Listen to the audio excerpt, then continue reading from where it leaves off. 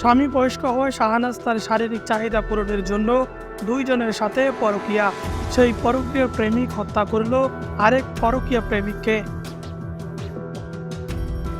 রংপুর মহানগরীতে পরকীয়ার জেরে সাদ্দাম হোসেন নামে এক যুবককে হত্যার ঘটনায় দুইজনকে গ্রেপ্তার করেছে পুলিশ। শুক্রবার নিজ বাড়ি থেকে তাদের গ্রেপ্তার করা হয়।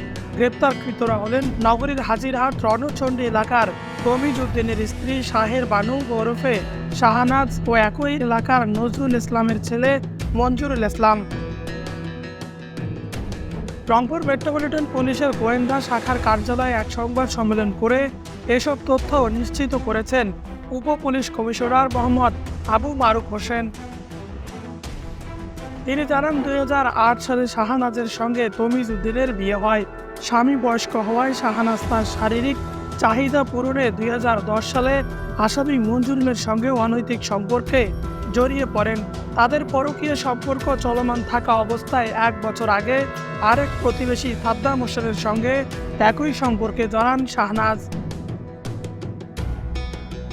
এরপর তিনি সাদ্দামকে এড়িয়ে চলার চেষ্টা করে ব্যর্থ হন। এক পর্যায়ে শাহনাজ বিষয়টি মঞ্জুরুলকে জানান এবং যে কোনো মূল্যে তাকে তাদের সম্পর্কের মাঝ থেকে সরিয়ে দিতে বলেন।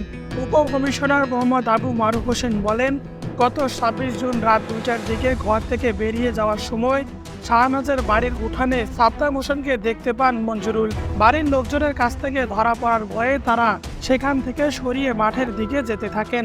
সাদ্দাম পেছন থেকে হাসুয়া নিয়ে মঞ্জুরুলকে সামনে রেখে এগিয়ে যেতে থাকেন।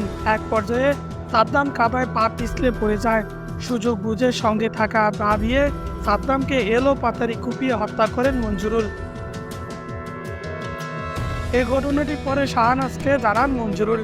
শাহনাজের স্বামীর বয়স 75 বছর। তার স্বামী ছেলেকে নিয়ে আলাদা ঘরে ঘুমাতেন। একাই একটি ঘরে থাকার সেই সুযোগকে কাজে লাগিয়েছিলেন শাহনাজ। প্রাথমিক জিজ্ঞাসাবাদ শেষে আসামিদের আদালতে পাঠানো হয়েছে। সেখানে তারা স্বীকারোক্তিমূলক জবানবন্দি দিবেন বলে জানান সংশ্লিষ্টরা।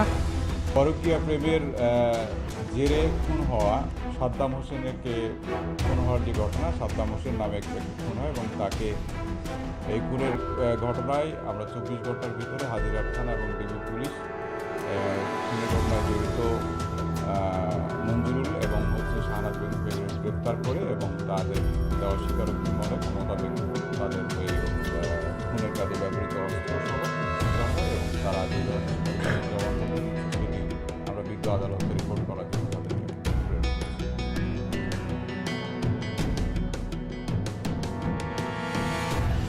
উত্তরের সময় রংপুর।